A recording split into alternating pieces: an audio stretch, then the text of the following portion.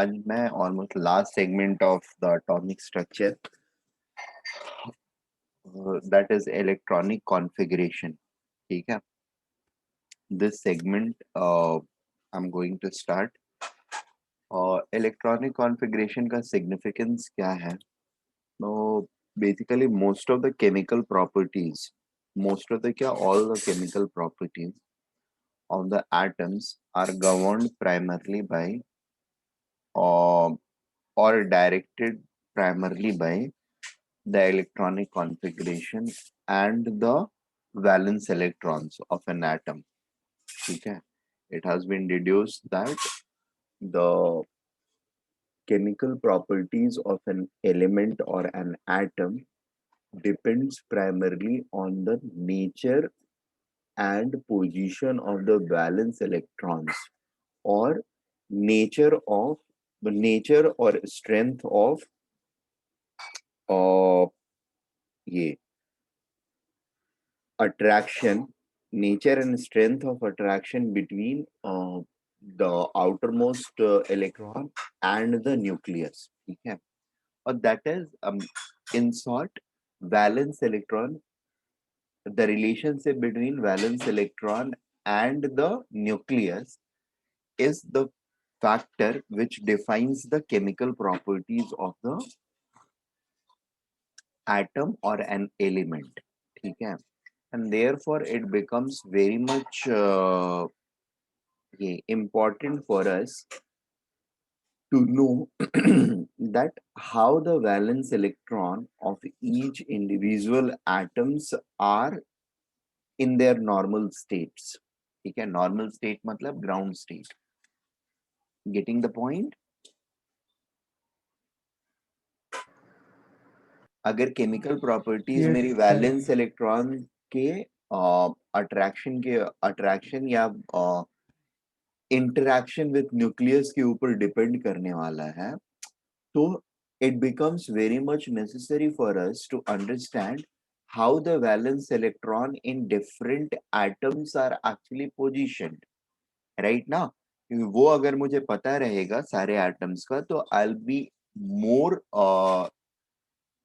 capable of arranging the atoms, ठीक है, or grouping the atoms, which is the task of next chapter, so that I can understand their properties and align them as in, मतलब अगर मेरे पास 90 95 या 100 element है, 118 element है, जिसमें से 94 के आसपास नेचुरली अकरिंग एलिमेंट्स है, तो सारे को इंडिविजुअली उनके प्रॉपर्टीज को याद रखना it becomes slightly difficult. So what we have done is we have tried to arrange them together. जो एक तरह से काम करते हैं, एक तरह का लगभग काम करते हैं, उनको हमने एक साथ रखा है.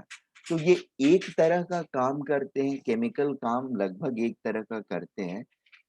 इसका हमको पता कैसे चला? तो पता तो ठीक है, प्रॉपर्टी चेक करके चलता है, लेकिन उसका लॉजिकल ये कंक्लूजन जो हमने ड्रॉ किया, that came from this electronic configuration itself. ठीक है. और ऐसे बोल सकते हैं कि उसका banking up, theoretical banking up जो था, that was provided by electronic configuration. Getting the point? So the first point which we should know or we should take down is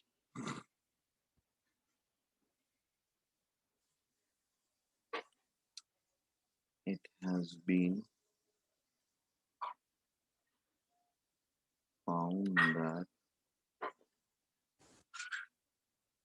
chemical behavior of an atom in its free state is primarily guided by interaction between the valence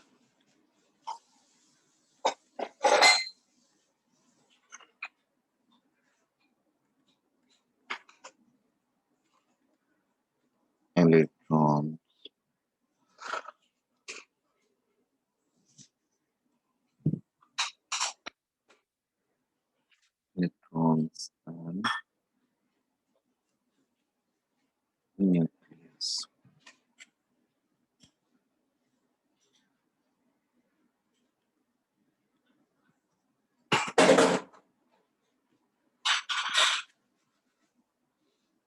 Therefore,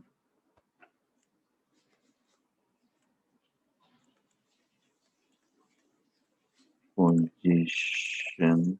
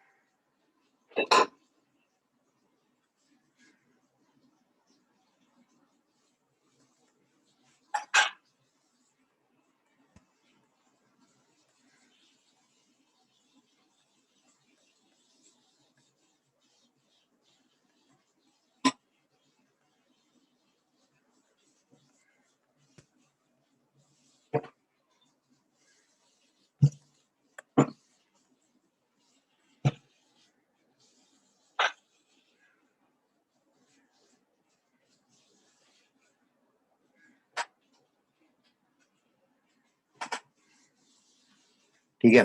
तो positioning का पता करने के लिए the way is electronic configuration, and electronic configuration क्या है? Arrangement of electrons in various orbitals. ठीक है। The way electrons are arranged in various orbitals is electronic configuration. Understanding of the way in which uh, electrons are arranged in in orbitals in an atom is electronic configuration. Electronic configuration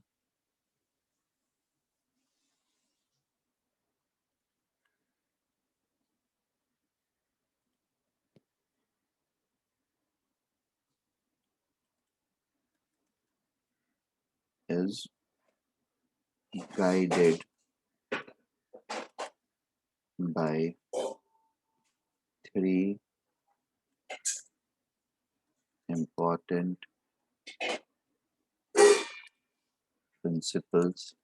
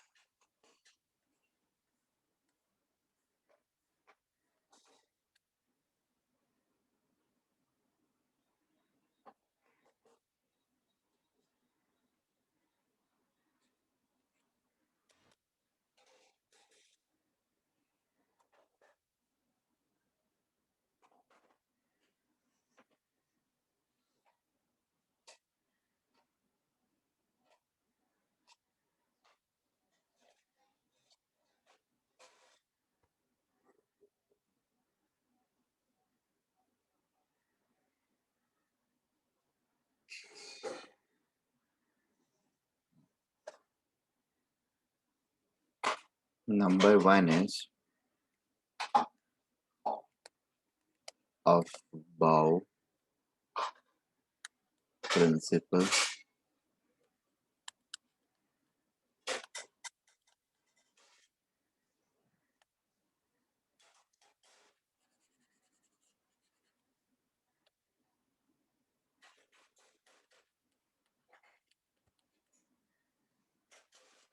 The word of bow means building up.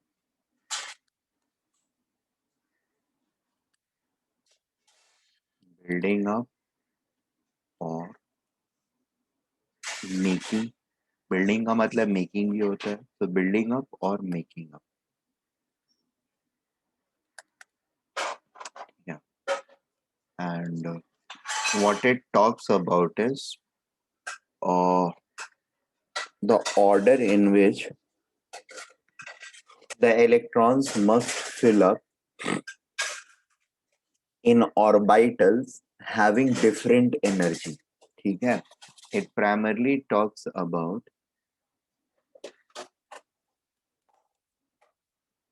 it proposes the idea of filling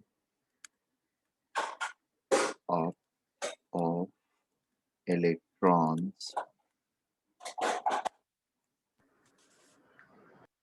in orbitals,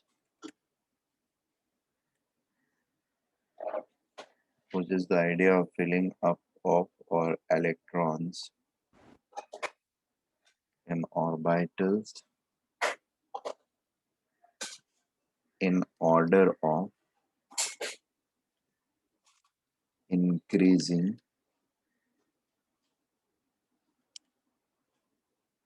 energy. In order of increasing energy, so that the overall potential energy of the atom can be minimized.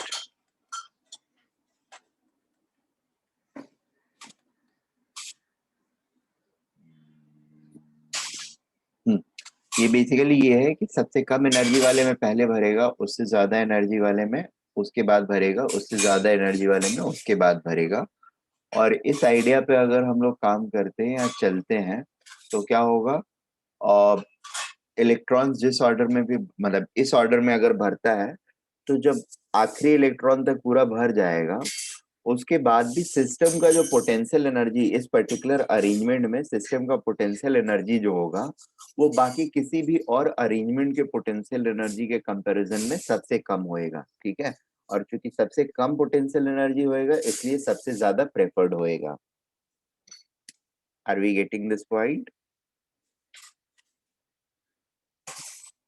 जैसे helium के बारे में अगर देखते हैं तो, या hydrogen के बारे में, हीलियम के बारे में देख लेते हैं। हीलियम में दो इलेक्ट्रॉन्स हैं, दोनों एक ऑर्बिटल के अंदर रह सकते हैं, तो दोनों एक ऑर्बिटल के अंदर रहते हैं। ठीक है, ऐसा नहीं है कि ऑर्बिटल्स खत्म हो गए हैं, दूसरे के पहले ऑर्बिटल के बाद कुछ रहेगा ही नहीं, राइट। दूसरा ऑर्बिटल तीसरा ऑर्बिटल भी लाइव रहता है। तो द इलेक्ट्रॉन्स माइट चूज कि एक इलेक्ट्रॉन एक ऑर्बिटल में रहे और दूसरा इलेक्ट्रॉन दूसरे ऑर्बिटल में चला जाए। ठीक है, बट जब ये दूसरा इलेक्ट्रॉन दूसरे ऑर्बिटल में जाएगा तो उसकी एनर्जी, पहले जो उसकी एनर्जी होनी चाहिए थी बीइंग इन फर्स्ट ऑर्बिटल, उसके कंपैरिजन में उसकी एनर्जी बढ़ जाएगी। ठीक है, यानी पूरे सिस्टम का पोटेंशियल एनर्जी, यानी एटम का पोटेंशियल एनर्जी जो है इलेक्ट्रॉन के आउटर ऑर्बिटल में मूव करने की वजह से बढ़ गया। And that energy increase is always unfavourable situation. Unfavourable मतलब लेस प्रोबेबल सिचुएशन होता है ये। ठीक है, और कंजर्वेशन ऑफ एनर्जी, अब एनर्जी मिनिमाइजेशन के हिसाब से the structure or the format which supports the minimum energy or which has the minimum energy is generally the most preferred thing or the most stable thing, or a state in which a particular thing tries to be until and unless, or normally tries to be. ठीक है, so everything tries to be in a state of minimum potential energy. That's law of nature, kind of law of nature. There is hardly any violation to it. There are few violations, सिर्फ potential energy नहीं होता है, there will come another thing also, जो कि हम लोग thermodynamics में पढ़ेंगे, that is called randomness. ठीक है, तो मिनिमम पोटेंशियल एनर्जी होना चाहिए और मैक्सिमम रैंडमनेस होना चाहिए। ये दोनों का कॉम्प्रोमाइज जो होता है, that is the state where everything tries to exist. Randomization maximum और पोटेंशियल एनर्जी मिनिमम, ये दोनों चीजें। बट ये होता ये है कि रैंडमाइजेशन बढ़ेगा तो पोटेंशियल एनर्जी भी बढ़ता है, या पोटेंशियल एनर्जी कम होगा तो रैंडमाइजेशन भी घटता है जनरली। ठीक है, तो इसीलिए दोनों का एक मिक्स, जहां पर दोनों का सम जो हो वो मिनिमम हो जाए, that is the place which is the most preferred place. ठीक है, तो अभी लेकिन हमारा रैंडमाइजेशन जो है दैट इज समथिंग जिसके ऊपर हम, जिसका इम्पैक्ट हमारे सिस्टम में बहुत ज्यादा नहीं होने वाला है, इस पर्टिकुलर एटम के अंदर वाले सिस्टम में। So we are just saying कि पोटेंशियल एनर्जी मिनिमम मतलब सबसे स्टेबल स्टेट। बात समझ में आ रही है? हाँ, यस। ठीक है।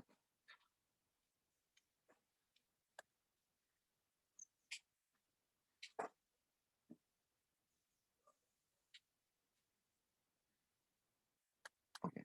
So it becomes very important for us to now understand, which we have already understood, is that what is the order of increasing energy levels of different orbitals, or what is the order in which the orbital energy of orbitals are arranged.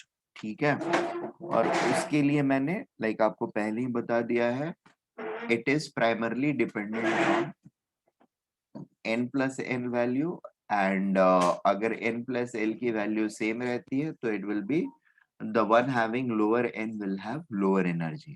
That is the rule that you guys already know.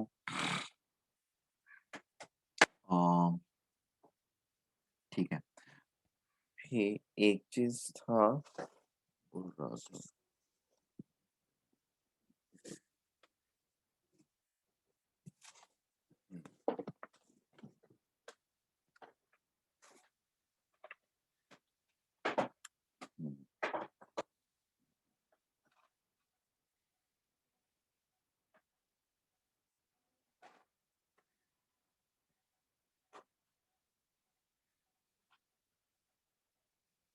Okay.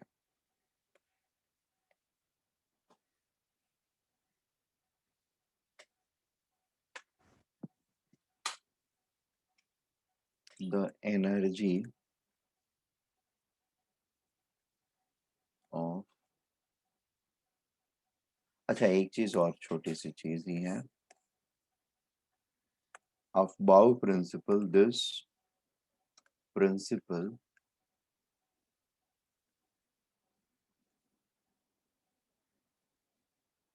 gives us the idea to fill up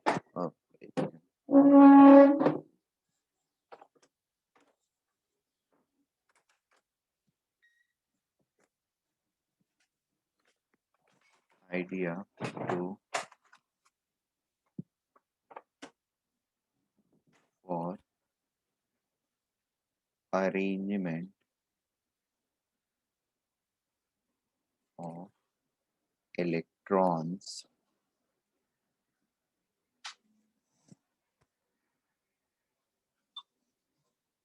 among orbitals having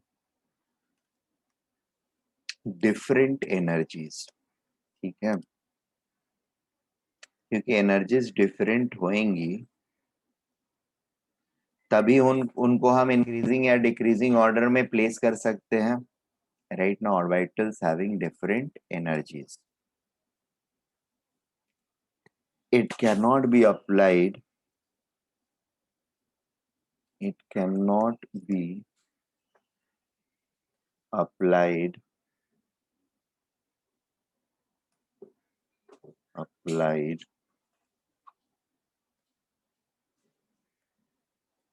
to cannot be applied to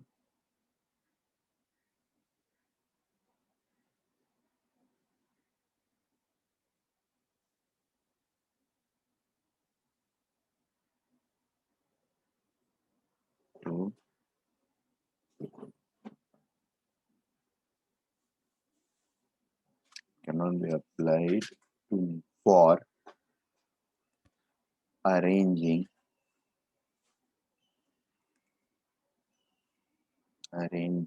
electrons in orbitals having same energies. ठीक है, that is degenerated orbitals, right? degenerated orbitals क्या है, जिनका n और l same हो but m different हो, right ना? तो अगर सिर्फ m डिफरेंट है तो वैसे ऑर्बिटल्स में फिलिंग अप कैसे होगी, इसका आइडिया हमको अफबाउ प्रिंसिपल नहीं देगा. बात समझ में आ रही है? Hello? Yes sir.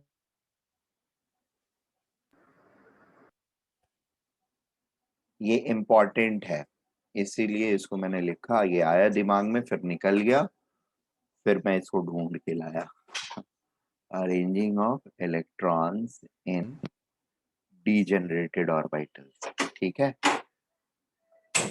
cannot be applied for arranging electrons in degenerated orbitals.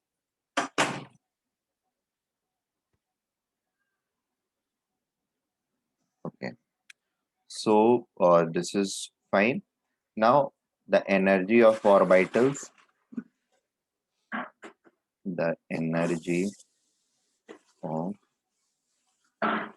orbitals will depend on their n plus L value,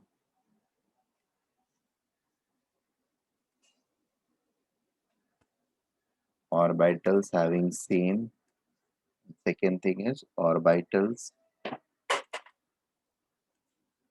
having same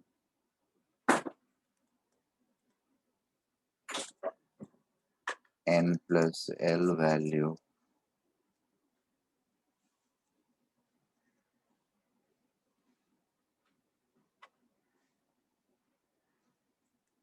The one with lower n has smaller slash lower energy. Okay. So this is all about Aufbau principle. 1s का कम होएगा, 2s का उससे ज्यादा होएगा, 2p का उससे ज्यादा होएगा, 3s उससे ज्यादा होएगा, 3p इससे ज्यादा होएगा, 3d उससे ज्यादा होएगा, 4s, 4p, 4d, 4f. अच्छा देखो, अब होता है क्या है, एक्चुअली एग्जैक्टली यही नहीं होता है. 1s का सबसे कम होएगा, फिर उसके बाद 2s होएगा, उसके बाद 2p होएगा, 2p के बाद 3s होगा, 3s के बाद 3p होगा, 3p के बाद 4s होगा, 4s के बाद 3d होगा, राइट. फिर आ जाएगा 4p, 4p के बाद फिर आएगा 5s, 5s के बाद आएगा 4d, 4d के बाद आएगा 5p, 5p के बाद आएगा 4 2 6 6s, इसके बाद फिर 4f, फिर आएगा 6p, सॉरी 5d, फिर आएगा 6p, फिर आएगा 7s. ठीक है ना. इसका n प्लस एल वैल्यू 1, ये 2, ये दोनों का 3, ये तीनों का 4, ये तीनों का 5. अरे कुछ तो गड़बड़ हो, एक सेकेंड रुक जाओ. ये तीनों का 4 नहीं है, ये दोनों का 4 है. यहाँ ये प्लस ये तीनों का 5 है, यहाँ से 6, दिस इज 7. ठीक है. 7 के बाद 8 वाले कौन कौन से रहेंगे, 8 वाले रहेंगे, 7p रहेगा, 7s के बाद फिर आएगा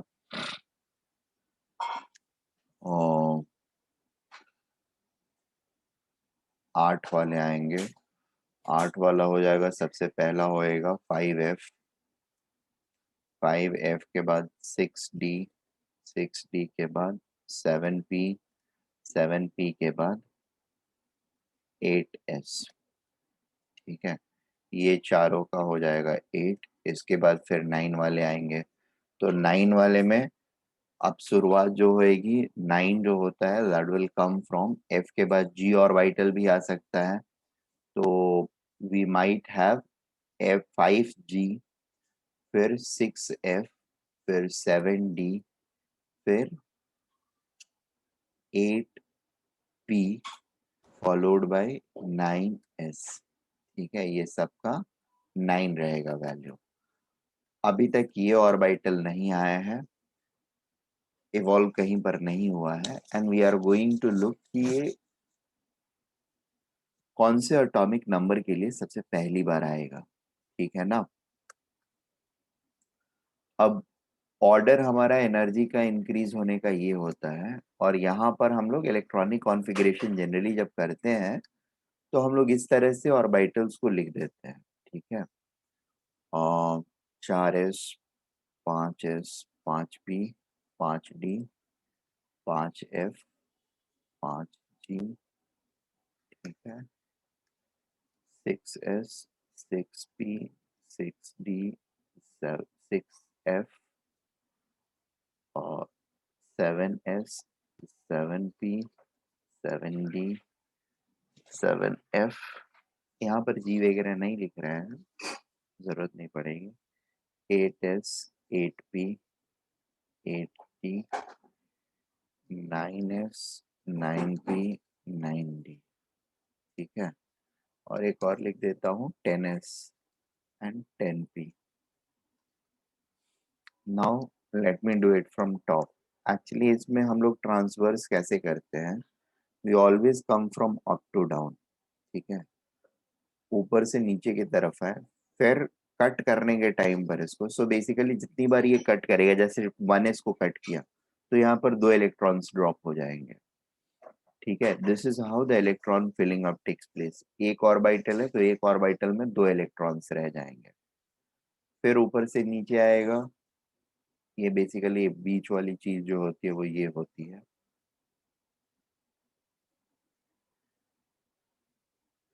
ठीक है, 2s हो गया,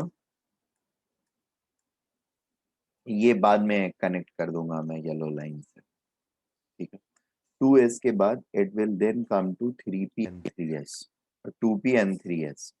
ठीक है, यहाँ पर जब आएगा ये, तो it will drop in 6 electrons. यहाँ पर 2 इलेक्ट्रॉन्स ड्रॉप करेगा, 6 इलेक्ट्रॉन्स, और फिर यहाँ पर जब क्रॉस करेगा तो 2 इलेक्ट्रॉन्स। अगर अबंडेंट नंबर ऑफ इलेक्ट्रॉन्स अभी भी है तो यहाँ से वापस ये जाएगा और फिर ऊपर से नीचे आएगा। ठीक है, ये ऊपर से नीचे आने का लफड़ा क्या है, ये बेसिकली यही है कि they are having same energy, approximately same energy, but among them the lower one is one with lower this value as in principal quantum number। ठीक है ना, और लोअर प्रिंसिपल क्वांटम नंबर को पहले फॉर्म फिल करने के लिए हम हमेशा ऊपर से नीचे की तरफ आते हैं, स्लैंटिंग। Getting the point. यहाँ पर फिर से 6 इलेक्ट्रॉन ड्रॉप होएगा और यहाँ पर 2 इलेक्ट्रॉन्स ड्रॉप होएगा, फिर ये वापस जाएगा। This time it will again come like something like this. एक सेकंड रुको, इसको ना स्ट्रेट लाइन से मैं करता हूँ, इससे बेटर।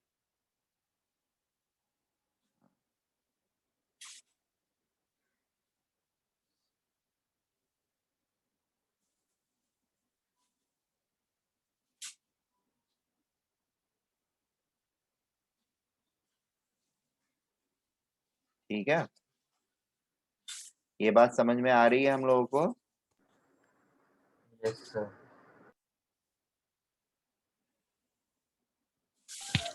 सर वो सर पी में 6 ड्रॉप और कैसे 10 करेगा वो बताइए ना। क्या क्या? वो इलेक्ट्रॉन्स ड्रॉप कैसे करेगा वो बताइए ना। वो आपने कहा ना 6 इलेक्ट्रॉन ड्रॉप इलेक्ट्रॉन ड्रॉप करेगा। करेगा नहीं, ड्रॉप कोई नहीं करता है, हम ये मानते हैं कि ड्रॉप होते हुए चल रहा है। मतलब सर अगर टोटल इलेक्ट्रॉन्स किसी एटम के अंदर में 30 हैं, ठीक है, ऑब्वियसली एटॉमिक नंबर 30 तो है, तो 30 में सबसे पहले ऑर्बिटल 1s में 2 इलेक्ट्रॉन फिल होंगे, बाकी के इलेक्ट्रॉन्स आगे बढ़ेंगे। तो उसके बाद किसका एनर्जी है, 2s का है, तो इसमें फिर से 2 इलेक्ट्रॉन फिल होंगे। अभी और बचे हुए हैं 26 इलेक्ट्रॉन, 4 ही फिल हुए ना, तो फिर वो अगले लेवल पर जाएंगे 2p में टोटल 6 इलेक्ट्रॉन्स डाल सकते हैं, 6 इलेक्ट्रॉन डाल देंगे। फिर आगे बढ़ेंगे 3s पर, 2 इलेक्ट्रॉन यहाँ पर ड्रॉप कर सकते हैं, तो टोटल कितना हो गया 6 यहाँ पर और 6 यहाँ पर, 12 इलेक्ट्रॉन। अभी 18 इलेक्ट्रॉन्स हमारे पास बचे हुए हैं। फिर ये अगले लेवल पर जाएगा, तो अगले लेवल पर 6 फिर यहाँ पे ड्रॉप करेगा और 2 यहाँ, 8 ड्रॉप किया, 12 + 8 20 हो गए। अभी भी 10 हमारे पास इलेक्ट्रॉन्स बचे हुए हैं। It will further go to the next level. Next level में डी में ये टोटल 10 ड्रॉप कर सकता है, तो 10 ड्रॉप कर देगा, हो गया 30 इलेक्ट्रॉन्स। अब कुछ नहीं है, तो इसके आगे वाले सारे वैकेंट रहेंगे and this is your ground state configuration. ठीक है ना? Yes yes sir. सर। अगर अगर 50 होते तो 30 फिल होने के बाद 6 और यहाँ फिल होते 36 हो जाता, 2 और यहाँ फिल होते 38 हो जाता, फिर ये वापस जाता यहाँ 4D में, 4D में 10 फिर से ड्रॉप करता 48 हो जाता, और फिर 5p में आता है, यहाँ पर 2 ही है तो 2 ड्रॉप करता, and this would have been the configuration of ये क्या बोलते हैं, ground state configuration of an atom with 40 atomic number. ठीक है, 40 के बदले 60 अगर हो गया तो 60 हो गया, तो यहाँ तक 30 पे आए थे ना, 30 के बाद 50 किया हमने ना, 6 2 8 18 2 20, हाँ 50, 60 अगर किया हमने तो 2 के बाद 4 और यहाँ ड्रॉप हो सकते हैं, 54 हो जाएंगे, 2 यहाँ ड्रॉप होंगे, 56 हो गया, बाकी के 4 जो है वो यहाँ ड्रॉप होंगे, 70 हो गया, तो इसमें F में 14 रह सकते हैं, तो 70 अगर हुआ तो बाकी के सारे 10 जो है वो यहीं पे अकोमोडेट होंगे, 4F में अकोमोडेट होंगे। 80 हुआ तो 10 यहाँ पर एकोमोडेट होंगे। अगर 90 एटॉमिक नंबर तो अब फिर आगे बढ़ेगा, 6 इलेक्ट्रॉन यहाँ ड्रॉप करेगा, 2 इलेक्ट्रॉन यहाँ ड्रॉप करेगा, हम लोग पहुंच गए 88 पे, यहाँ तक पे 80 आए थे, यहाँ 88 हो गया। The moment we have 88 and we are going up, this will now, the electrons will now go into this orbital। ठीक है, यहाँ पर आएगा 88 के बाद 14 यहाँ अकोमोडेट होएगा, मतलब 102 तक अगर एटॉमिक नंबर है तो 5F के अंदर आ जाएंगे। इससे ज्यादा बढ़ा 112 तक तो 6D अकोमोडेट होंगे, 10 इलेक्ट्रॉन। फिर 112 के बाद 6 इलेक्ट्रॉन यहाँ पर अकोमोडेट होंगे 7p में, तो 7p में और 112 6 118 तक यहाँ पर आएंगे 7p में। 18 के बाद 2 120, 120 तक 8s में आएंगे, एंड 120 के बाद अगर 121वां इलेक्ट्रॉन जैसे ही हमारे पास आएगा, यानी 121वां एलिमेंट जिसका एटॉमिक नंबर 121 होगा, we will then require the 5G also। बात समझ में आ रही है हम लोगों को? द मोमेंट सर एलिमेंट्स तो 118 है। अभी तक 118 है, आज से 10 साल पहले 118 नहीं थे। आज से 10 साल पहले कितने एलिमेंट्स थे? 112। 10 सालों में हमने 6 एलिमेंट्स खोज लिए। इनफैक्ट 5 साल पहले 4 एलिमेंट्स नहीं थे, 114 था नंबर। सर 5G में कितना स्पेस होता है? अबे ये तुम बताओगे ना, मैं पूछूंगा तुमसे ना, कि तुम पूछोगे मेरे से।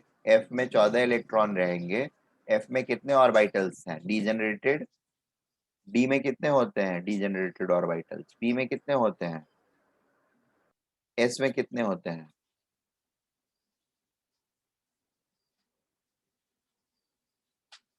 सर S का एजीमुथल क्वांटम नंबर क्या है, और ये कितने ऑर्बिटल्स होते हैं ये कौन बताएगा, कौन नंबर बताता है, कौन सा number?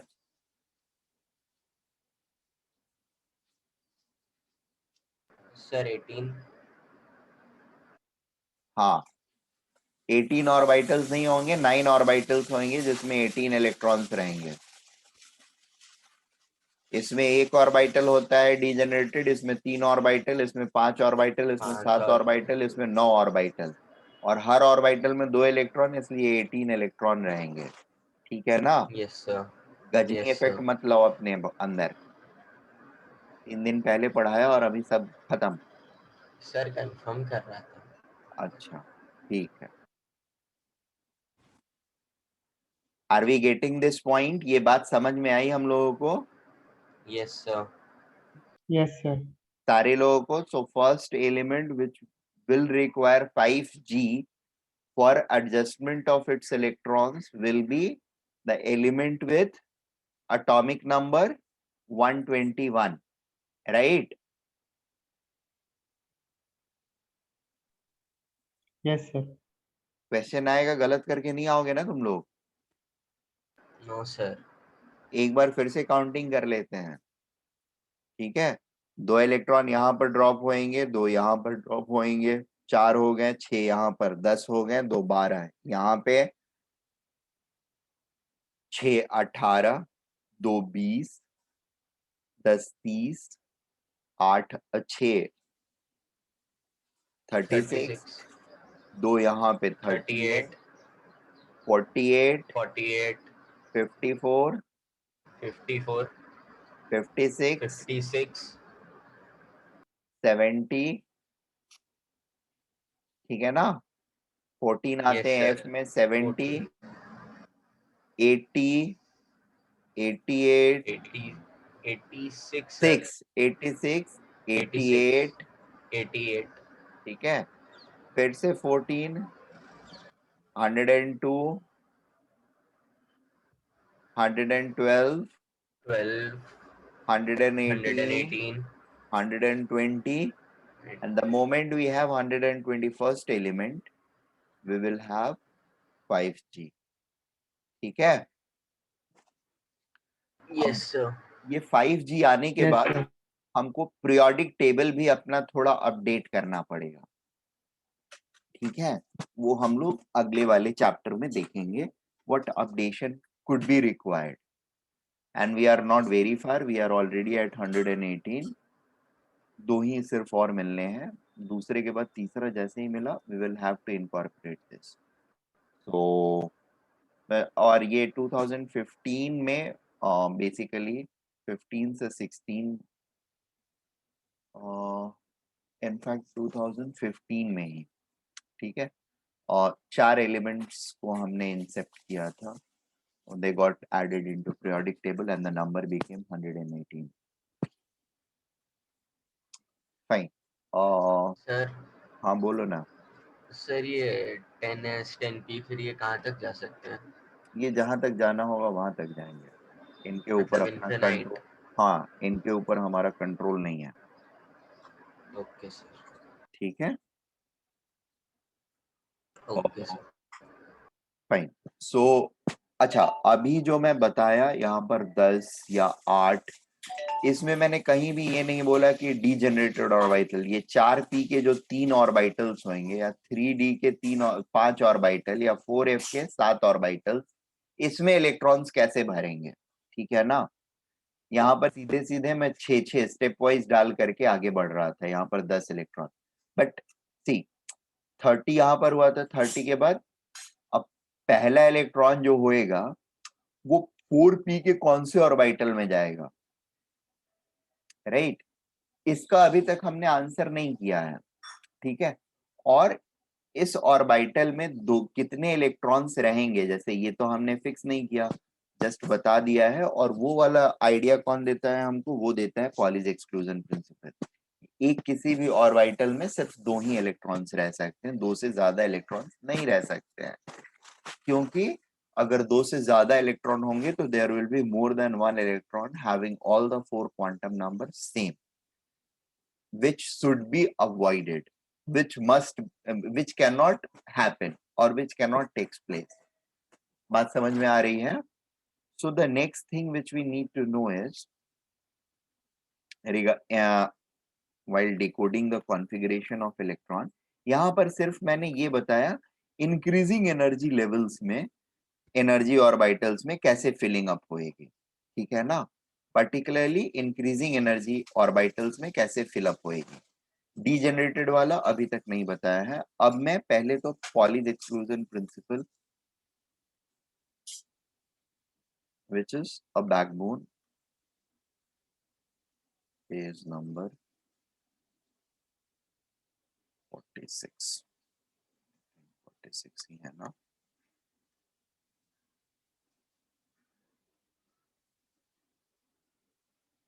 Yes, 46. The second number is Pauli's exclusion principle. Pauli's exclusion principle. What it says is, it simply says in an atom, no two electrons can have all the four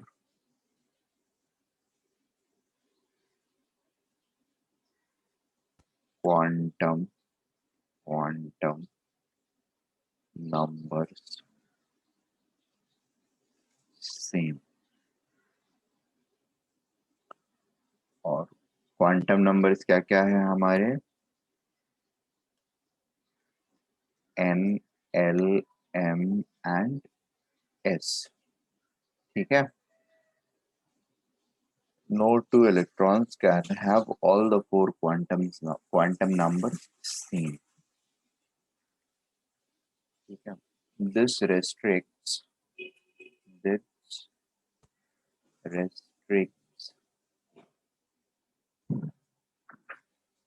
the capacity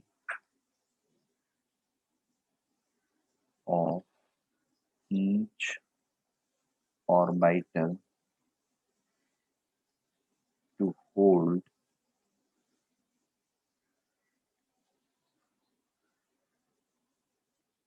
at maximum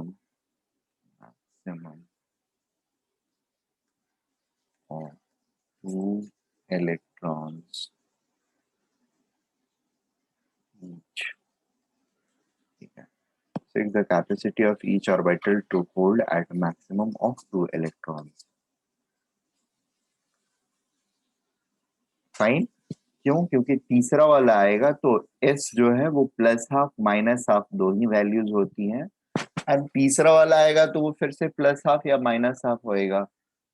तीसरा वाला जैसे ही आएगा तो फिर पहले तीन quantum number तो उस ऑर्बिटल के लिए सेम ही रहेंगे, और तीसरा वाला इलेक्ट्रॉन आने के बाद वो पहले वाले इलेक्ट्रॉन से या दूसरे वाले किसी ना किसी एक से उसका स्पिन क्वांटम नंबर मैच करना होगा, क्योंकि स्पिन क्वांटम नंबर की दो ही वैल्यू हो सकती है। ठीक है। या दो ही तरह के स्पिन क्वांटम्स हो सकते हैं, स्पिनिंग हो सकती है। Making sense? So the electrons will become identical, and it is a known fact that no two electrons can have all four quantum numbers same. That is, no two electrons are identical. No two electrons are identical. चलिए ना, रुको। ये note कर लिया आपने, इसको रब करके। That is, in an atom,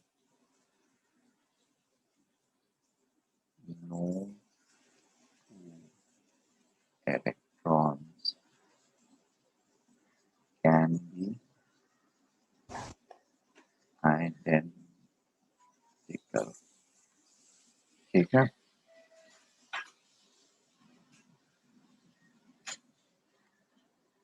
Then the next point, क्या लिखा था?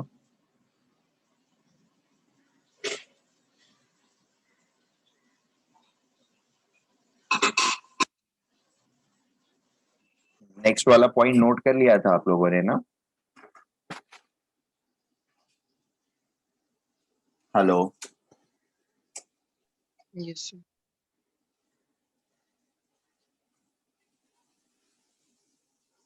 पॉइंट क्या था? Can you guys remind me?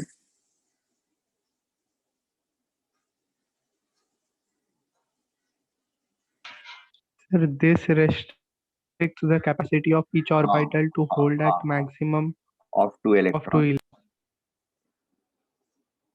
2 right? This restricts the capacity of an orbital to hold at maximum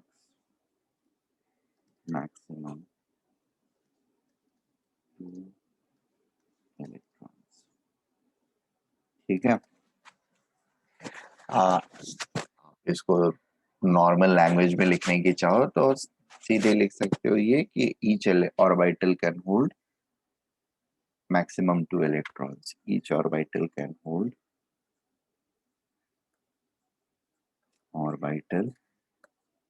can hold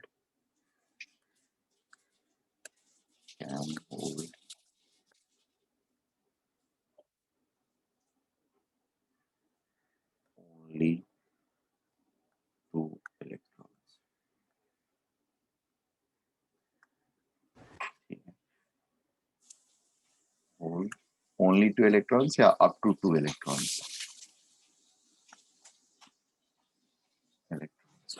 ठीक है? सो आप ये भी यूज कर सकते हो वर्डिंग, ये थोड़ा सा कॉम्प्लिकेटेड है आई नो, तो इसलिए ये आसान वाला दे दिया। और वो इसमें करने के लिए कुछ ज्यादा होता नहीं है, बस हर ऑर्बिटल में 2 इलेक्ट्रॉन्स रहेंगे। अब पॉइंट ये है कि 5d का अगर हम देखते हैं तो 5d में टोटल कितने ऑर्बिटल्स रहेंगे, या 4d में टोटल कितने ऑर्बिटल्स रहेंगे? ठीक है?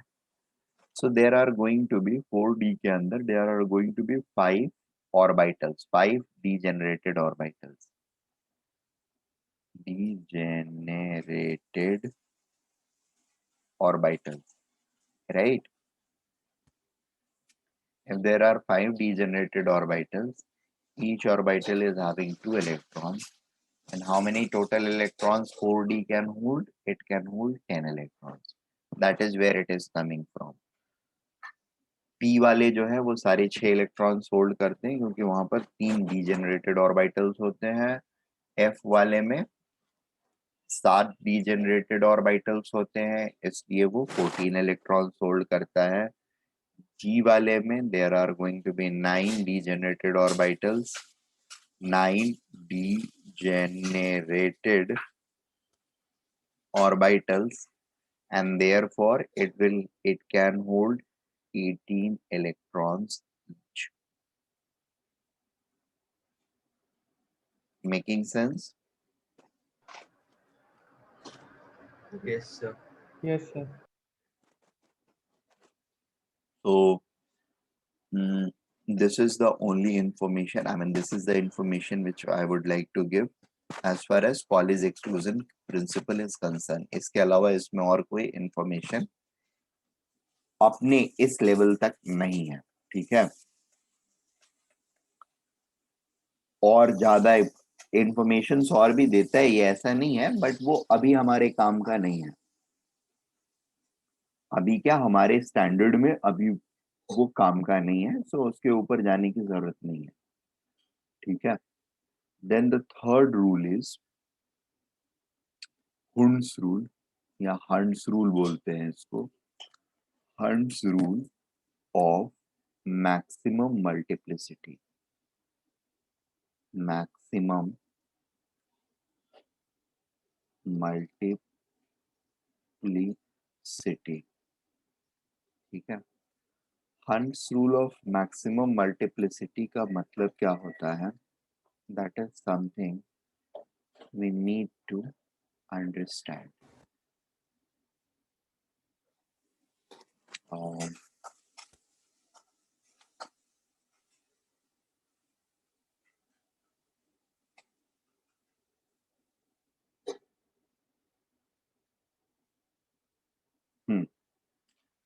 see, we have angular momentums associated with spins. We have angular momentums associated with orbitals. Orbitals in an electron, in an atom, will have some angular orbital momentum or orbital angular momentum, and then they can also have spin angular momentum. Orbital angular momentum and spin angular momentum, ये दोनों मिलाकर के क्या बनेंगे? Total angular momentum. ठीक है ना? तो अभी ऑर्बिटल एंगुलर मोमेंटम का हमें कुछ ज्यादा करना नहीं होता है। क्यों नहीं करना होता है? कि अच्छा, ये हुन्स रूल कहाँ पे अप्लाई होता है, क्या हमको बताता है? तो देखो, अफबाउ प्रिंसिपल जो था वो डीजेनरेटेड ऑर्बिटल्स के लिए नहीं था, उसमें कैसे फिलिंग अप होएगी ये हमको नहीं बता रहा था। ठीक है, so we required or needed a law or a principle which can guide us through filling up of electrons in degenerated orbitals. ठीक है ना? Hund's rule of maximum multiplicity is the rule or the principle which guides us to fill up electron or to know how the electrons get filled up in degenerated orbitals, right? This does not give us any idea about how the electrons will be filled up in increasing ये energy levels. ठीक है, increasing energy levels में ये कैसे fill होएगा ये हमको नहीं बताएगा, ये सिर्फ ये बताएगा कि जब ऑर्बिटल्स के एनर्जी लेवल सेम है, डीजेनरेटेड है ऑर्बिटल्स, उन ऑर्बिटल्स में कैसे फिलिंग अप होएगी ये हमको बताएगा। ठीक है ना? So this rule guides us in filling up of electrons in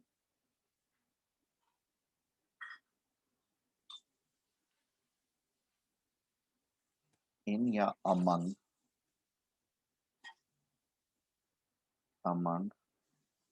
degenerated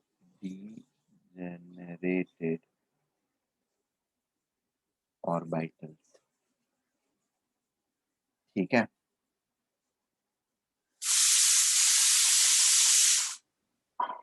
among degenerated orbitals।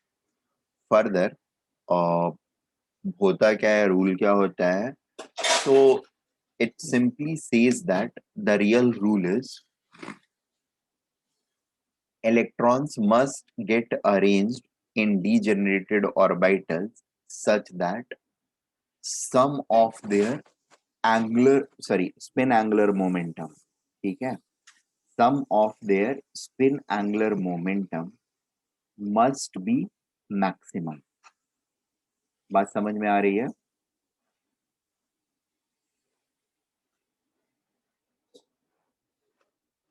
Sum of spin angular momentum of all the electrons in degenerated orbitals must be maximum। ठीक है, इसका मतलब क्या हुआ? रूल क्या है? So the rule states that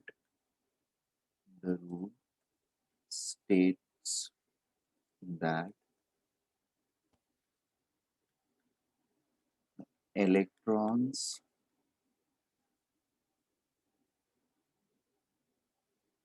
must fill up among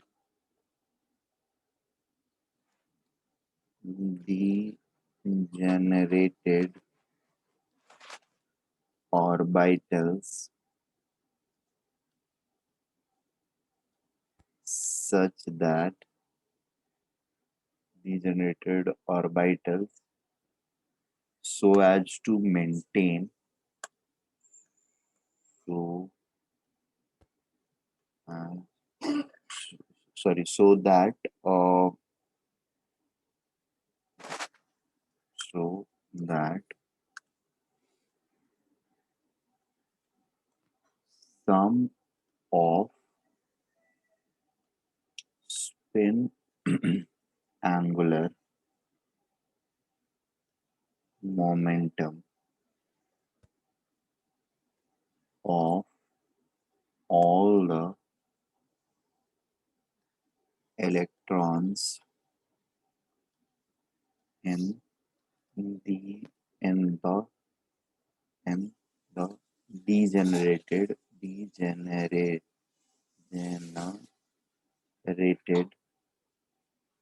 orbitals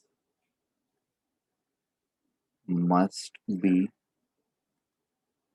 maximum. ठीक है, अब मैक्सिमम कैसे होएगा देख लेते हैं. सी, जैसे अगर हम 5D की बात करते हैं, ठीक है, तो 5D में हमारे पास क्या है, 5 डीजेनरेटेड ऑर्बिटल्स हैं, या 4D में 5D के बदले 4D ले तो बेटर रहेगा. यहाँ पर 5 डीजेनरेटेड ऑर्बिटल्स रहेंगे हमारे पास कुछ इस तरह के. ये एक ऑर्बिटल को रिप्रेजेंट कर रहा है, ये एक दूसरे ऑर्बिटल को, ये तीसरे वाले को, ये चौथे वाले को, ये पांचवे वाले को. राइट, कैसे कैसे थे डी वाले, एक ऐसा था, राइट ना, दूसरा वाला ये, मतलब एक्चुअली ये तीन तो एक ही तरह के रहेंगे ऐसे, ऑर्बिटल सिर्फ टेढ़ा मेढ़ा हो जाएगा.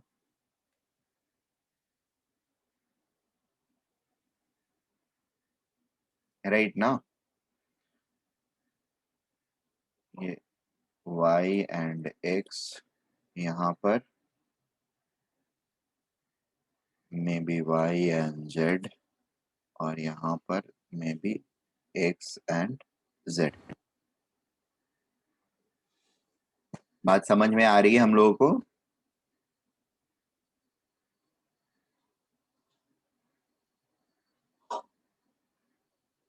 हेलो. सर एक बार रिपीट कीजिए.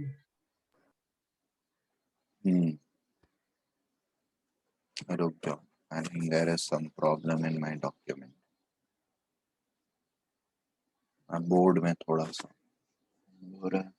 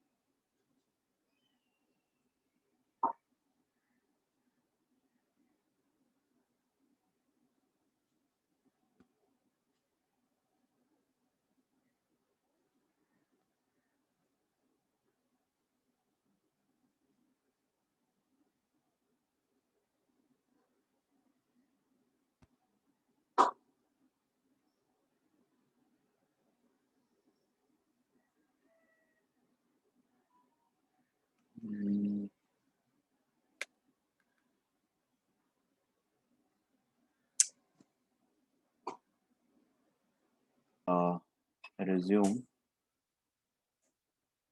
What is happening over here is, मैं बेसिकली ये बोल रहा था कि d ऑर्बिटल्स जनरली जो होता है वो ऐसे दिखते हैं, ठीक है। ये हुआ x एंड y वाला dxy, ठीक है। दूसरा वाला कैसा दिखेगा, दिखेगा तो ऐसा ही, बस व्यूज हमारे चेंज हो जाएंगे। This could be xz, so this will be called as dxz। यहाँ पर तीसरा वाला रहेगा, ये yz हो सकता है, तो dyz, ठीक है। चौथा वाला जो है वो रहेगा हमारा something like this, this is x and this is y, so this will be called as dx square minus y square। और पांचवा वाला जो रहेगा वो कुछ इस तरह का रहता है, देखने में ये ऐसा है बट रियलिटी में ये भी इसी तरह का है, ठीक है। This becomes D Z square, right. अच्छा, ये सिर्फ देखने में ड्यू टू आवर विजन, मैंने पहले भी बताया हुआ है, हम किस एंगल से देख रहे हैं इसकी वजह से ये ऐसा दिखता है, अदरवाइज ये होता एक्चुअली ऐसा ही है, राइट ना। मैंने बताया था आप लोगों को ना, कि नहीं बताया था? बताया था सर। Yes, sir. ठीक है। तो ये 5 ऑर्बिटल जो हैं, इनको इस तरीके से हर बार रिप्रेजेंट करने के बजाय हम लोग इनको इस बॉक्स मॉडल में रिप्रेजेंट कर देते हैं, ठीक है। Each box will correspond to one of these, ठीक है। अब कौन सा बॉक्स किसको करस्पॉन्ड करता है इसका कुछ ये नहीं है हिसाब किताब की, यही वाला इसको रिप्रेजेंट करेगा, ये वाला भी इसको रिप्रेजेंट कर सकता है, ठीक है। So there is no direct linkage कि ये वाला ही इसको रिप्रेजेंट करेगा। हाँ, ये जरूर है कि एक बॉक्स एक ऑर्बिटल को रिप्रेजेंट करेगा, ये डिजेनरेटेड वाले को। नाउ मानो ऐसे कि यहाँ पर एक इलेक्ट्रॉन फिल हो रहा है and it is creating, it is having a up spin, यानी प्लस हाफ वाला स्पिन इसके पास है, spin angular momentum corresponding two plus half. तो दूसरा वाला इलेक्ट्रॉन इसके फिल होने के बाद दूसरा वाला जो इलेक्ट्रॉन आएगा वो कहां पर प्लेस हो, so that spin angular momentum का सम जो हो वो मैक्सिमम रहे। अब पॉइंट ये है कि अगर वो यहाँ पर आता है, यहाँ पर आएगा, तो it will have only one option, that is minus half उल्टा स्पिन में रहने का, इसके अलावा कोई ऑप्शन इसके पास नहीं रहेगा, ठीक है। अगर सेम ऑर्बिटल में आता है तो किसी दूसरे ऑर्बिटल में जाता है, जैसे इसमें जाए या इसमें जाए या इसमें जाए या इसमें जाए, it can be either in this और इन दिस फॉर्मेट, दोनों में से किसी फॉर्मेट में रह सकता है। अब पॉइंट ये कि वो किस फॉर्मेट में रहेगा, तो वो इस फॉर्मेट में रहेगा such that sum of spin angular momentum should become maximum. तो मैक्सिमम होने के लिए क्या होना होगा, ये भी प्लस हाफ में ही रहेगा, यानी अप स्पिन में ही रहेगा, right. It cannot be in down spin. Am I making sense? Yes sir. ठीक है ना। Yes, sir. और Yes. इस तरीके से, अच्छा, इट इज नॉट ओनली कि अप स्पिन में ही रह सकता है, अगर ये पहला वाला डाउन स्पिन में है तो दूसरा वाला भी डाउन स्पिन में रहे, that is the point. It's not like कि सिर्फ अप स्पिन ही अलाउड है, डाउन स्पिन नहीं अलाउड है। Up spin and down spin are same thing, right, energy wise and बाकी सारे वाइज में it's exactly the same thing. The only difference is their quantum mechanical interpretation, that one of them is having I mean minus half spin is actually opposite of plus half spin। यही difference है दोनों का ना, बाकी और कोई difference तो है नहीं। इट इज नॉट लाइक कि मैं किसी भी और लेवल का डिफरेंस नहीं है इन दोनों के बीच में, plus half and minus half के बीच में, एक्सेप्ट दिस कि दोनों एक दूसरे के अपोजिट स्पिन्स होते हैं। Am I making sense? Hello, Yes, sir. Yes sir. ठीक है ना। और इसमें इस रूल के अंदर में सिर्फ हमको यही ध्यान में रखना होता है, it's sum of the spins, the electrons will be arranged in a manner that sum of the spins should be always happens to be maximum. अब ये maximum कैसे होएगा? तो देखो, पहला वाला जिस स्पिन में फिल हुआ, दूसरा वाला भी किसी दूसरे डीजेनरेटेड ऑर्बिटल में सेम स्पिन में फिल होएगा. अच्छा, इसमें भी अब कंस्ट्रेंट नहीं है कि जरूरी नहीं है कि जस्ट बाजू वाले ही ऑर्बिटल में, क्योंकि सारे के सारे डीजेनरेटेड हैं, ठीक है ना, सारे के सारे डीजेनरेटेड है मतलब सेम एनर्जी वाले हैं, तो ये यहीं पे फिल हो गया ऐसा कुछ जरूरी नहीं है. ये यहाँ पर ना हो करके यहाँ पर भी हो सकता है. It is equally valid, right. But किसी में भी होएगा, जैसे जब दूसरा वाला ही फिल होना है तो ये किसी में भी होएगा, it has to happen in positive spin, positive half के फॉर्म में ही होना है, अप स्पिन में ही इसको फिल होना है. बात समझ में आ रही है? जैसे इसमें होगा तब भी प्लस हाफ में ही फिल होएगा, इसमें हो तब भी प्लस हाफ में हो, इसमें हो तब भी प्लस हाफ, यहाँ पर भी हो सकता है, ठीक है. बट ये रहेगा किसमें? प्लस हाफ स्पिन में रहेगा, अप स्पिन में रहेगा, राइट. और मैं पहले एक चीज और बता चुका हूं, अप स्पिन या डाउन स्पिन, प्लस हाफ या minus half does not represent कि प्लस हाफ का मतलब हमेशा अप स्पिन ही है. डाउन स्पिन को भी हम प्लस हाफ बोल सकते हैं और अप स्पिन को माइनस हाफ बोल सकते हैं. Plus half and minus half क्या रिप्रेजेंट करता है? Mutually opposite spins. और up spin and down spin भी क्या रिप्रेजेंट करता है? Mutually opposite spins. It is not like कि plus half is always going to be up spin only. It can be down spin also, right? ये बताया था मैंने ना. हाँ सर. Yes sir. एक अप स्पिन है, अप स्पिन को अगर प्लस हाफ से करते हैं तो डाउन स्पिन माइनस हाफ से होएगा. अप स्पिन को अगर माइनस हाफ से हमने कर दिया तो हमारा डाउन स्पिन प्लस हाफ हो जाएगा, ठीक है. So let us okay, this is something in this Hund's rule. एक मिनट दो मुझे, मैं कंटिन्यू करता हूँ. 5 मिनट और पढ़ाऊंगा, उसके बाद लेक्चर खत्म करूंगा.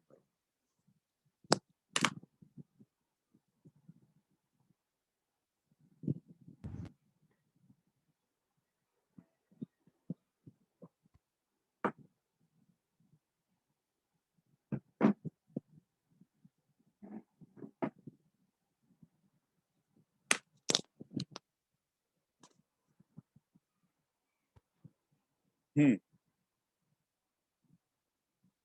So, uh, so the real rule has stated to us that the electrons will fill up in a manner that sum of spin angular momentum of electrons in degenerated orbitals must be maximum. Right now, sum of spin angular momentum of electrons in degenerated orbital must be maximum. The filling up should take place such that it should be maximum. ठीक है. इसी same चीज को हम लोग दूसरे तरीके से रिप्रेजेंट करते हैं, और दूसरा तरीका क्या होता है? देख रहे हो, पहला वाला हुआ फिल अप स्पिन में, तो दूसरा वाला फिर से अप स्पिन में ही हो रहा है. मैक्सिमम होने के लिए तीसरा वाला क्या होगा? उसको भी अप स्पिन में ही जाना पड़ेगा. It is mandatory. Down spin में आएगा तो फिर मैक्सिमम नहीं हो सकता है. चौथा वाला भी अप स्पिन में आएगा, पांचवा वाला भी अप स्पिन में आएगा, राइट. Yes sir. इस चीज को हम लोग ऐसे भी लिखते हैं, हुंड्स रूल जो है उसको ऐसे स्टेट करते हैं, the electrons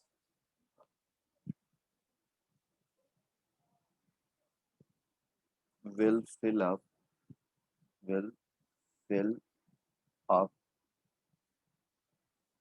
in among degenerated orbitals, will fill up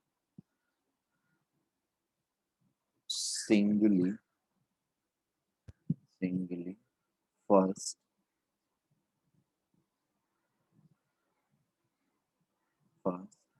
in all degenerated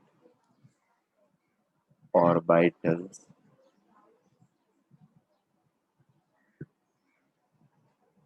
and then pairing up takes place. बात समझ में आ रही है? पहले फिलिंग अप जो होएगा वो सिंगल होएगा सब में with same spin. Well, fill up singly first in all degenerated orbitals in same spin. ठीक है? And then pairing up will take place. Right? बात समझ में आ रही है हम लोगों को? बिना सिंगली फिल हुए it will not get paired up, क्योंकि उसके बगैर पेयरिंग होने से क्या होगा, हमारा maximization of spin angular momentum जो है, सम का मैक्सिमाइजेशन जो है, that won't take place. So in order to restrict that, the orbitals get filled up first. I mean, the degenerated orbitals first get singly filled, and after that, it gets yeah, paired up, or pairing up takes place after that.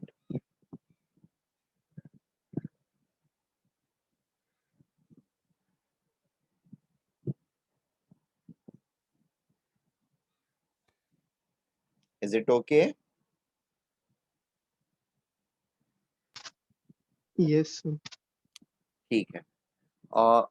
The next thing we'll be looking at is इसके अंदर में what are the reasons behind this proposal? ये maximization of spin angular momentum या maximization of sum of spin angular momentum क्यों होना चाहिए? तो इसके लिए दो लॉजिक्स हैं. ठीक है. पहला लॉजिक जो है वो है सिमेट्री लॉजिक.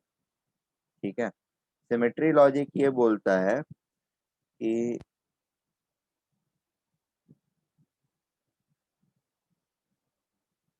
सिंगली फिल्ड होने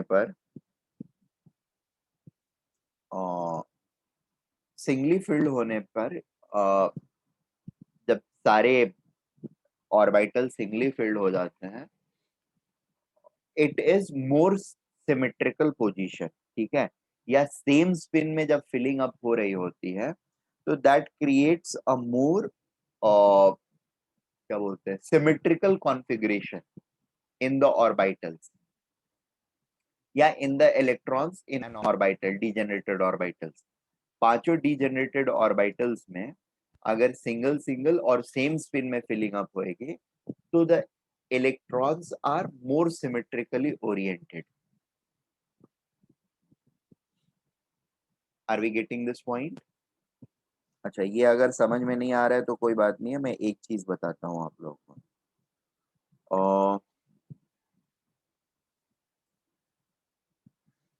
करंट कैरिंग वायर पता है हम लोगों को?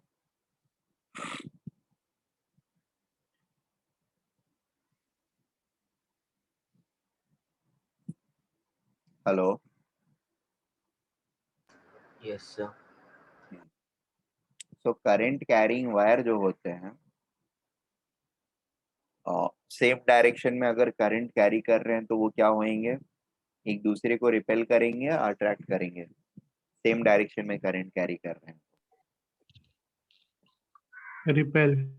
रिपेल. और अपोजिट डायरेक्शन में कर रहे हैं तो अट्रैक्ट. अट्रैक्ट करेंगे. ठीक है. सेम डायरेक्शन में अगर कैरी कर रहे हैं तो they are going to repel.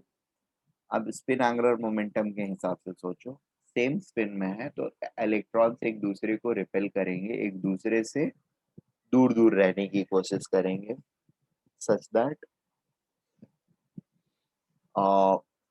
The energy can be minimised. ठीक है, दो ऑर्बिटल्स में अगर सेम स्पिन में इलेक्ट्रॉन्स हैं तो they will try to stay in most farthest position such that energy between them can be minimized, right? और energy minimization के लिए they are always going to align themselves in diametrically kind of opposite scenario. अगर उनको particle हम समझे तो, अगर particle नहीं समझते हैं, वेव समझते हैं अगर हम, तो they will try to orient themselves in a manner that एक का अगर अपर ट्रफ आ रहा है तो सॉरी क्रेस्ट आ रहा है तो दूसरे का लोअर क्रेस्ट आए। ठीक है ना, एक यहाँ पर रह रहा है तो दूसरा यहाँ पर रह रहा हो, ऐसा सिनारियो क्रिएट करेंगे। एक वेव को ऐसे रिप्रेजेंट करना है हम, तो दूसरे वाले वेव को रिप्रेजेंट कैसे करेंगे? It should be something like this.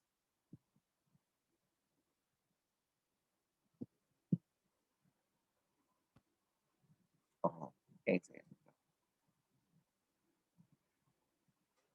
ये नीचे है, हाँ, नीचे के टाइम पे ऊपर और ऊपर के टाइम पे नीचे, ये कुछ इस तरह का रहेगा। दूसरे वाले का इलेक्ट्रॉन वेव हम इस तरीके से रिप्रेजेंट करेंगे। अब पहले वाला का जब मैक्सिमम है तो दूसरे वाले का मिनिमम, दूसरे वाले का जब मिनिमम है तो तीसरे, दूसरे पहले वाले का जब मिनिमम है तो दूसरे वाले का मैक्सिमम। ये इस तरीके से फ्लो हो रहे हैं दोनों वेव्स। बस अभी खत्म कर रहा हूं, राइट? और इस सिनारियो में इनकी पोटेंशियल एनर्जी जो होगी that will be the minimum. या जनरली ऐसे भी बोलते हैं हम लोग कि चीजें जब सिमेट्रिकल, जितनी ज्यादा चीजें सिमेट्रिकल होती हैं उनकी एनर्जी उतनी कम होती है। ठीक है, तो ये एक चीज है जिसको अगर बहुत ज्यादा समझ नहीं पा रहे हो तुम लोग तो इसको फॉर ग्रांटेड अभी के लिए ले सकते हो। That is going to be true. जैसे जैसे आप लोग फिजिक्स या केमिस्ट्री को ही और ज्यादा पढ़ोगे, you will come to realize that symmetrical species या symmetrical चीजें, distributions जो हैं, they are always having lesser energy compared to the unsymmetrical distribution। ठीक है,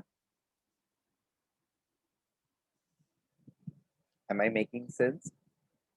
Yes, sir. Yes. uh, Yes, sir.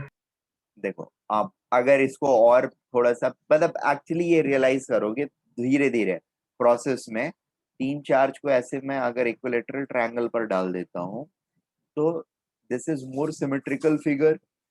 इसके अंदर में क्या होगा कि the potential energy will be minimum. ठीक है, वहीं इसको अगर मैं एल एल 120 डिग्री पर डाल देता हूँ, ये सिमेट्रिकल नहीं रहेगा।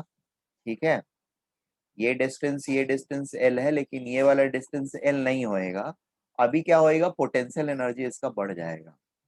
तो symmetrical distribution ensures minimum separation या फिर मैक्सिमम पॉसिबल सेपरेशन भी इंश्योर करता है, ऐसा नहीं है। और बेसिकली वो ये इंश्योर करता है कि the potential energy of the system should be lowest.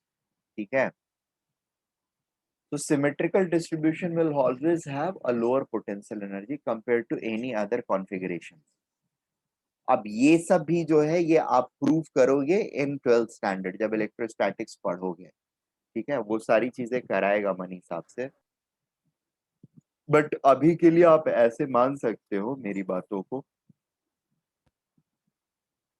कि symmetrical distributions are energetically more favorable, symmetrical distributions are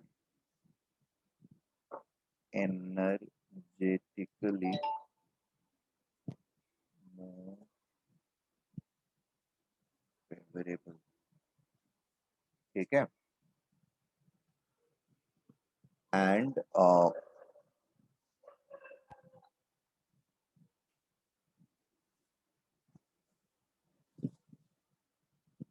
energetically more favourable. Okay, अच्छा, इससे एक चीज और निकल के आता है, क्योंकि जब सिंगली फिल होते रहेगा तो पहले एक समय आए, टाइम आएगा जब ये पूरा ऑर्बिटल्स हाफ फिल्ड होएगा, एक एक सब में होएगा, ठीक है। और दूसरा एक सिनारियो आता है जब ये सारे ऑर्बिटल्स फुल्ली फिल्ड हो जाते हैं, ठीक है, पेयर्ड अप फिलिंग हो जाती है, ठीक है। Up down, up down, up down, up down, up down, ठीक है। और it has been noticed that this half filled orbitals and this full filled orbitals are exceptionally stable. ये जो होता है half filled and full filled are more stable. इसके पीछे भी लॉजिक जो होता है ये सिमेट्रिकल डिस्ट्रीब्यूशन का लॉजिक होता है। Symmetrically distributed things are energetically more favourable. इसका मतलब उनका potential energy is lower, potential energy is lower compare to other scenarios which are closer to it. मतलब अदर सिनारियो जैसे यहाँ से एक इलेक्ट्रॉन को अगर हम हटाएं, उसके कंपैरिजन में जब ये एक इलेक्ट्रॉन हम यहाँ पर भर देते हैं तो हमारा पोटेंशियल एनर्जी मच लोअर हो जाता है, इट बिकम्स मोर स्टेबलाइज्ड, ठीक है। दो हटा दिया तो और ज्यादा अनस्टेबल होएगा, तीन हटा दिया तो ज्यादा अनस्टेबल, जैसे जैसे भरते गए पूरा भर गया तो ज्यादा स्टेबल हो जाएगा, ठीक है। पांचों हटा दिया तो अगेन एक बार फिर से वो स्टेबल हो जाता है, क्योंकि फिर से डिस्ट्रीब्यूशन जो होता है सिमेट्रिक हो जाता है, ठीक है। पांचवे के बाद छठा भर के लाएंगे तो एनर्जी जो होएगी वो थोड़ी कम हो जाएगी, मतलब एनर्जी एब्रप्टली बढ़ जाएगी, स्टेबिलिटी एब्रप्टली कम हो जाएगी, ठीक है। Are we getting this point? Yes, sir. ठीक है। Yes, sir. और दूसरा चीज इसके अंदर में जो होता है, तो सिमेट्रिकल डिस्ट्रीब्यूशंस आर फेवर्ड, इसलिए half filled and fully filled orbitals are going to be more stable, ठीक है। ये एक आउटकम होता है इसी स्टेटमेंट का, फुल्ली फिल्ड। और ये फुल्ली फिल्ड हाफ फिल्ड क्यों ज्यादा स्टेबल होते हैं? Because of this one reason. And दूसरा रीजन जो है वो मैं कल एक्सप्लेन करूंगा। फुल्ली फिल्ड ऑर्बिटल्स और हाफ फिल्ड ऑर्बिटल्स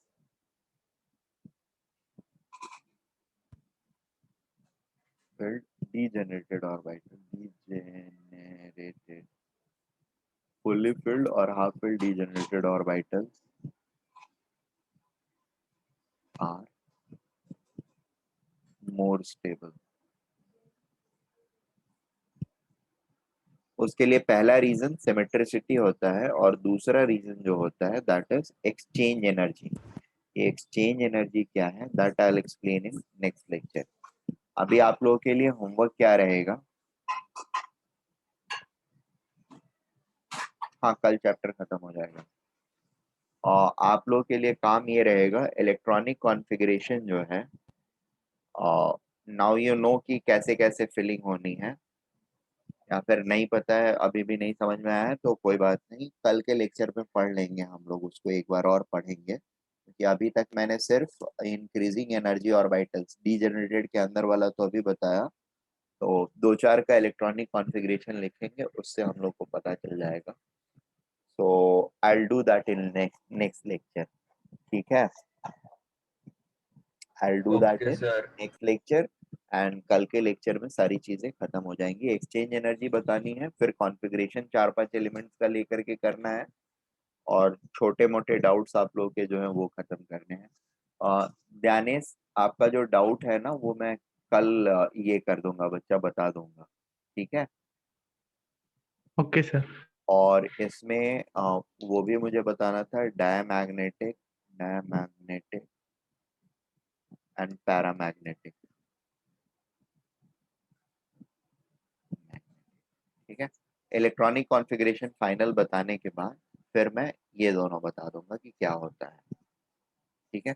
और मैग्नेटिक मोमेंट क्या होता है वो भी बता दूंगा। मैग्नेटिक मोमेंट ये इसी के साथ एसोसिएटेड है, so I will explain this. ठीक है, ओके बच्चा लोग फिर। Bye sir, Bye, thank sir. You और ये क्या बोलते हैं, अनुश्रेष्ठ 9:30 में yes sir. Join for mole concept. Okay sir. Okay bye.